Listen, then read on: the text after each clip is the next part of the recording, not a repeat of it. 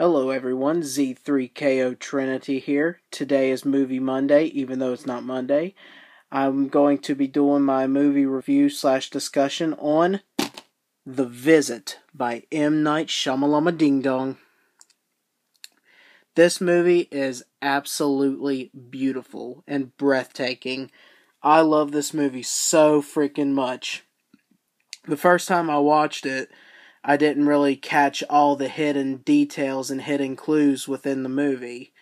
I just thought it was really scary, really unique, and definitely by far one of my favorite horror movies of all times. But as I got through watching it the second time, I found all those hidden clues in the movie, and it's just made it so much better. I absolutely loved it.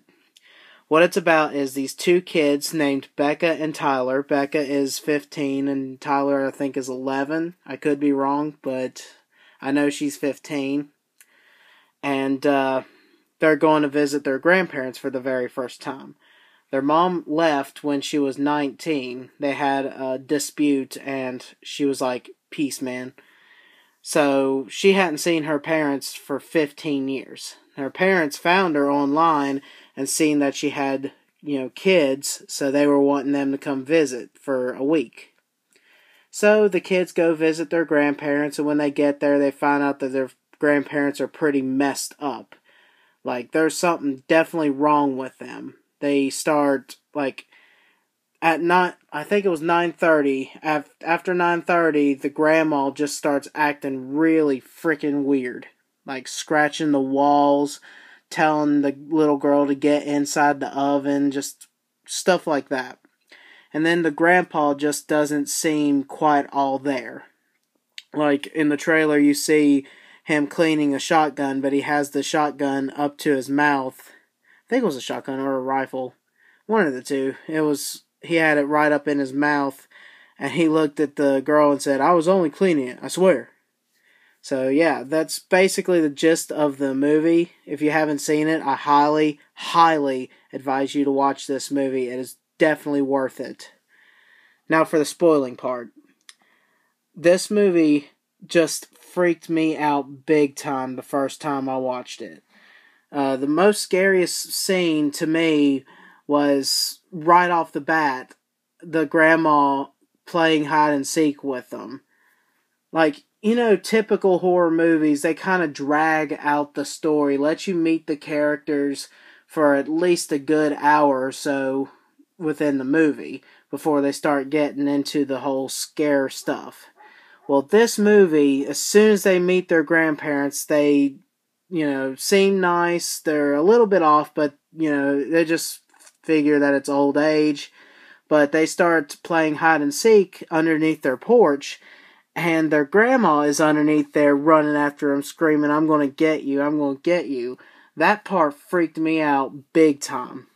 Like, I did not expect something scary to be that quick in a movie. But, yeah, I just love this movie.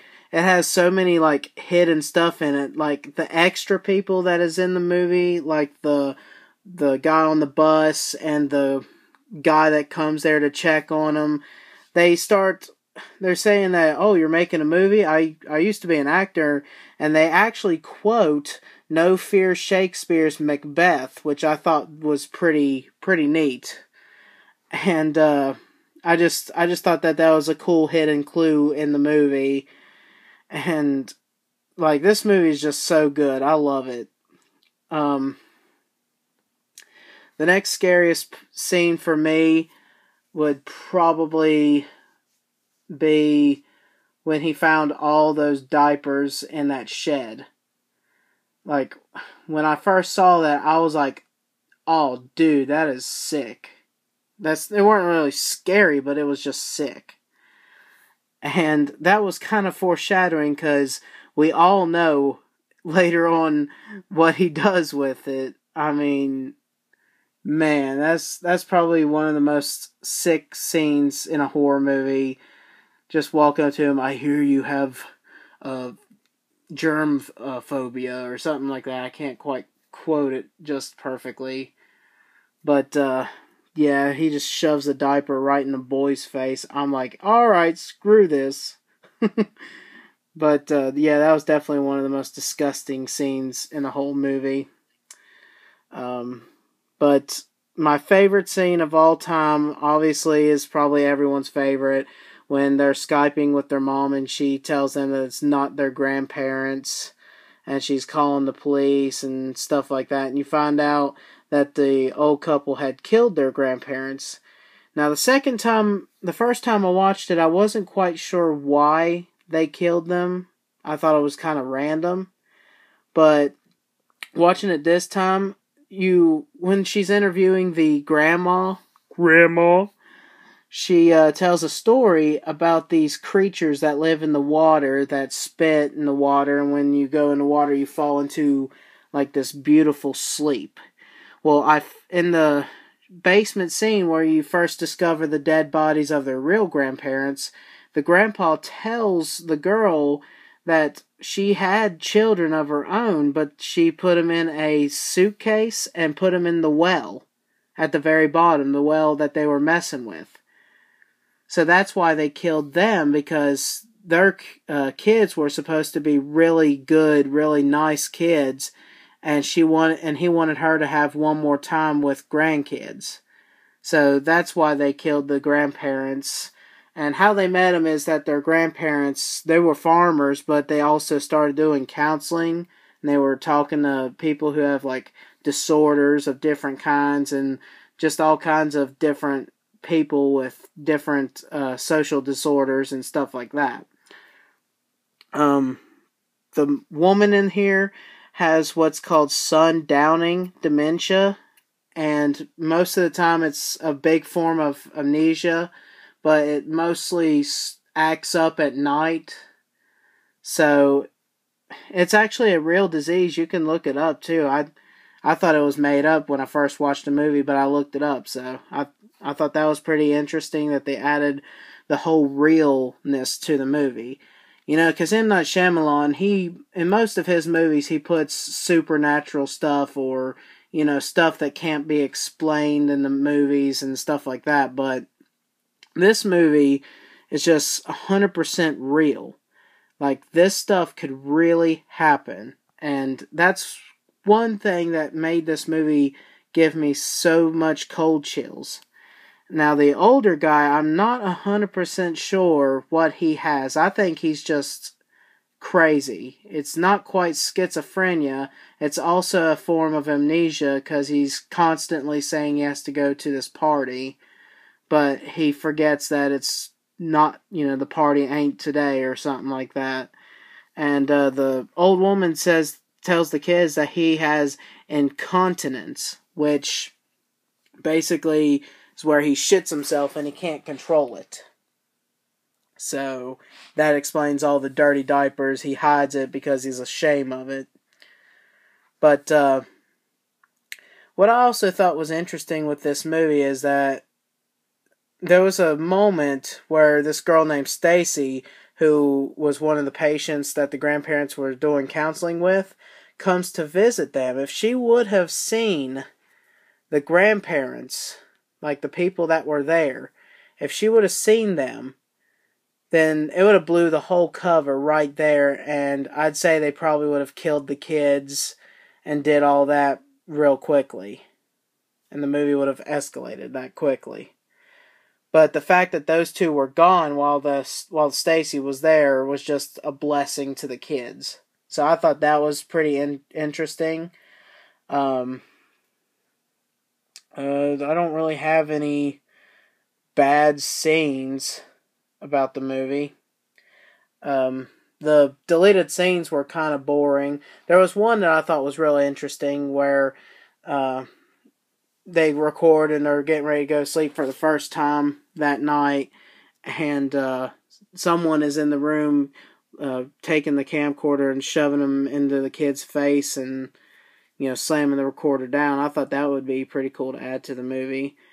And the alternate ending was really good.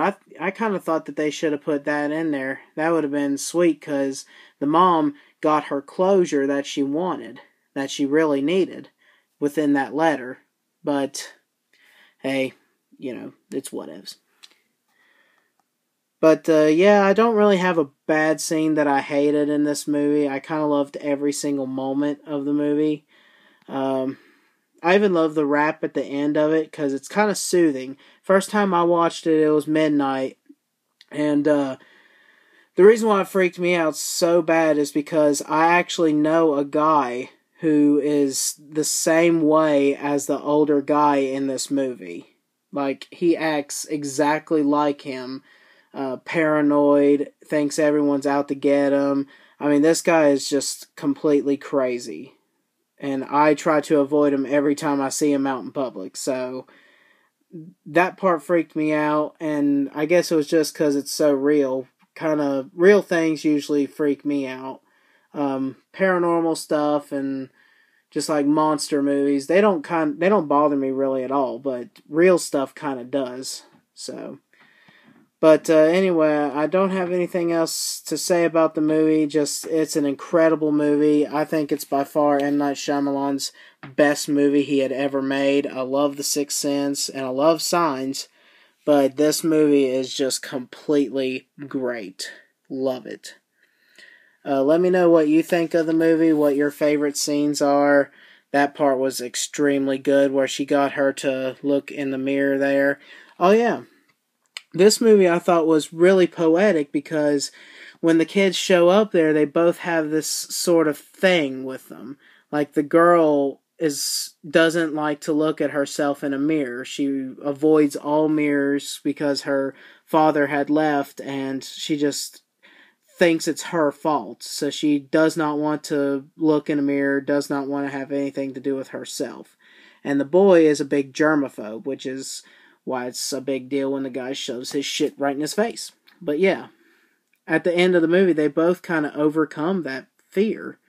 Like, he no longer is a germaphobe, and she, at the end of the movie when he's doing a rap, is brushing her hair, looking in the mirror. So it shows that she did conquer her fear. And I thought that was really cool and really poetic of the movie. But let me know if you guys like this movie, and tell me what your favorite scenes are, what you hated about it. But I completely love this movie.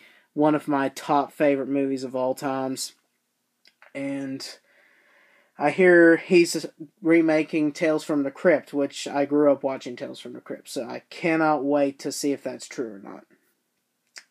But until next time, I will see you guys later.